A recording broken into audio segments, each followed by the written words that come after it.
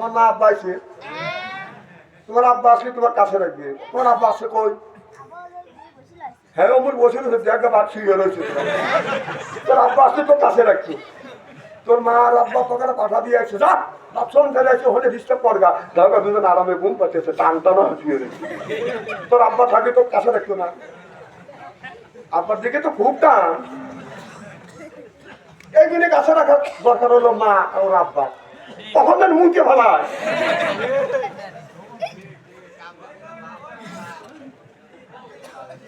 আর খবর কর আমার ভাইয়ের, আমার আল্লাহ নবী আখিরি জামানার পয়গম্বর মুহাম্মদ রাসূলুল্লাহ সাল্লাল্লাহু আলাইহি ওয়াসাল্লাম সাহাবী নিয়ে এরকম করে আলোচনা করতেছে। এমন সময় আমার নবী বললেন, বুড়া মানুষ আর চুল পাকা দাড়ি বানা মানুষ আল্লাহর জান্নাতে কোনোদিন যাইতে পারবে না।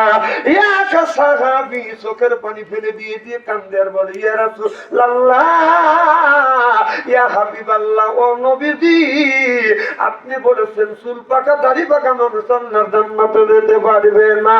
ও নবীজি, এই জন্য কাঁদতেছে। আমার নবী বললেন, সাহাবী রে, এই মুহূর্তে যদি আল্লাহ তোমাকে জান্নাতে দেয়, তুমি কি জান্নাতে যাবে? সাহাবী বলে, নবী গো, নামাজ পড়ি, রোজা রাখি, একমাত্র আল্লাহর জান্নাতের আশায়। সুবহানাল্লাহ।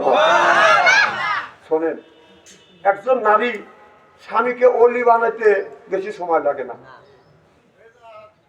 একজন লোক বিবি, আমি একজন অলি হয়েছি। কিভাবে?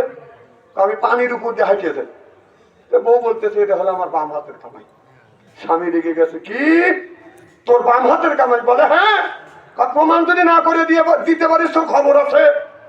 কারণ বউ করতেছে, ঠিক আছে, খবর করবো না, তুমি পানির উপর দিয়ে হাঁটিয়ে যাও, কত বড় বলে আমি দেখি।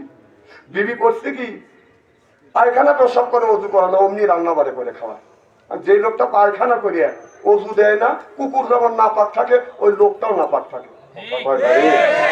এই জন্য পায়খানা করে অজু দিবে। বউ পায়খানা পেশাব করছে, অজু দেয় না, নাপাক অবস্থা, রান্না বাড়া করে খাওয়াইছে। 3 দিন পরে এইরকম করে 3 দিন খাওয়াইছে। 3 দিনের দিন নদীর কিনারে যায়, যে পাও দিছে বরফ করে ডুবে গেছে। গোসল দিয়ে এসে বিবেক বলতেছে, লুঙ্গি দাও। কি বাবা, তুমি না নদীর উপর দেখাই দিয়ে যাও? কেউ যেন আজকে ডুবে গেছি। আমি বলছি, আমার বাম হাতের কামাই। স্বামী বলতেছে, কি ভাবে বাম হাতের কামাই? কিভাবে? কয়, আমি তোমাকে অলি বানাইছি, এই জন্য অলি হয়েছো। একজন মহিলা ইচ্ছে করলে স্বামীকে মসজিদ মুখী বানাইতে পারে, আল্লাহ পর্যন্ত পৌঁছা দিতে পারে। সুবহানাল্লাহ।